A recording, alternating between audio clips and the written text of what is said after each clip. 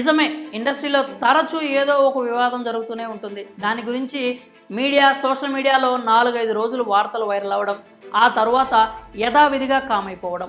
ఇదంతా అందరికీ తెలిసిన విషయమే. కానీ ఈ మధ్య మాత్రం ఇలాంటి ఘటనలు ఎక్కువయ్యాయి. మొన్న రాజ్ తరుణ్, నిన్న జానీ మాస్టర్, ఈరోజు హర్ష సాయి. అసలు ఇండస్ట్రీలో ఏం జరుగుతోంది? ఒకరి తర్వాత మరొకరు లైన్లోకి వస్తున్నారు. ఈ ముసుగులో ఇంకా ఎవరైనా స్టార్స్ ఉన్నారా? ఇన్ని రోజులు ఈ వివాదాలు ఎందుకు బయటకు రాలేదు? ఇప్పుడు మీడియా, సోషల్ మీడియాలో ఇదే హాట్ టాపిక్. ఇలాంటి డిస్కషన్స్ జరగడం వెనుక కారణాలు కూడా లేకపోలేదు. అందుకు సంబంధించిన పూర్తి వివరాలు ఏంటో చూద్దాం. ఇండస్ట్రీలో ఫేమస్ అవ్వడం అంత ఈజీ అయితే కాదు. కింద మీద పడి ఎన్నో అవమానాలను ఎదుర్కొంటే కానీ ఓ స్టాండర్డ్కు రీచ్ కాలేరు. కానీ ఏదో విధంగా కష్టపడి పైకి వచ్చిన వాళ్ళంతా కూడా చెడ్డ పేరు తెచ్చుకుంటున్నారు. రాజ్ తరుణ్, జానీ మాస్టర్, హర్ష సాయి, వీళ్ళ పాపులారిటీనే వీరిని ముంచిందా?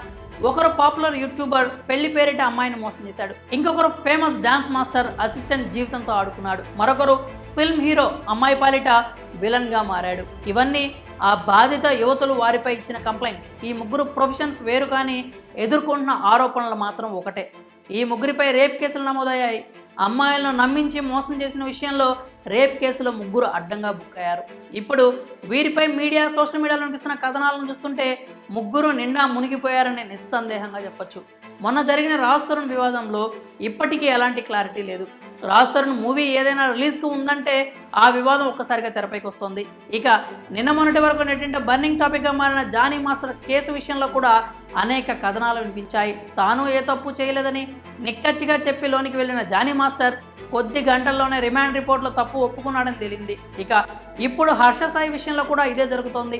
ప్రస్తుతానికి హర్ష సాయి కూడా తాను ఏ తప్పు చేయలేదని, అసలు నిజాలు బయటకు వస్తాయని చెప్పాడు. మరి ఈ కేసును దర్యాప్తు చేసే కొద్దీ ఇంకా ఎలాంటి సంచలన నిజాలు బయటపడతాయో చూడాలి. మరి ఈ ముగ్గురు విషయంలో ఎవరిది తప్పు, ఎవరిది ఒప్పు అనే విషయంపై మాత్రం ఇప్పటికీ ఎవరికీ ఏ క్లారిటీ లేదు. ఎందుకంటే హీరోల పాపులారిటీని వాడుకొని వారి జీవితాలను నాశనం చేయడానికే బాధితురాళ్ళు ఇలా చేశారా? లేదా వారిపై నిజంగానే ఆ అఘాయిత్యాలు జరిగాయి కాబట్టే అంత ధైర్యంగా మీడియా ముందుకు వచ్చారా? లేదా దీని వెనక ఇంకా ఎవరైనా ఉన్నారా? ఇలా రకరకాల చర్చలు జరుగుతున్నాయి. ఇండస్ట్రీలో ఇలాంటి ముసుగు వేసుకున్న వారు ఇంకా ఎంతమంది ఉన్నారో అంటూ నెట్టింట గుసగుసలాడుతున్నారు. రానున్న రోజుల్లో ఇంకా ఎలాంటి పరిణామాలు చోటు చేసుకుంటాయో చూడాలి. మరి ఈ విషయంపై మీరేమనుకుంటున్నారో మీ అభిప్రాయాలను కామెంట్స్ రూపంలో తెలియజేయండి.